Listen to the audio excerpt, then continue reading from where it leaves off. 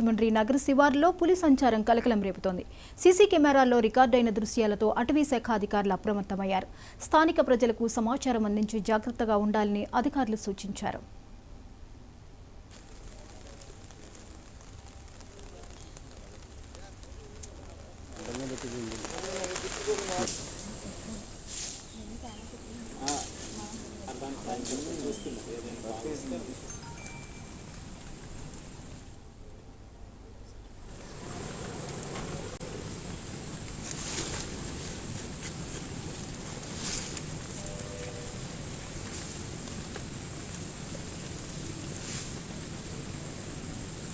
కొంచెం మిగిలితే అక్కడ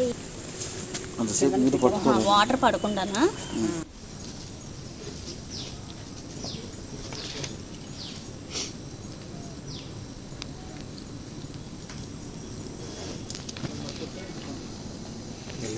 అది తీసుకున్నా.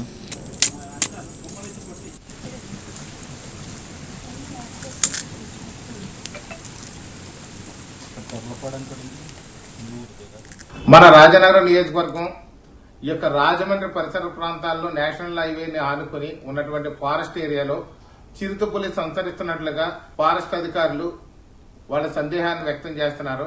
కొన్ని పాదముద్రలు కనిపించినట్టుగా ఏదో ఒక జీవిని ఆహారంగా తింటూ వెళ్ళినట్టుగా కొంతమంది చూసినట్లుగా చెప్తున్నారు. పూర్తి నిర్ధారణ అయితే ఇంతవరకు కాలేదు.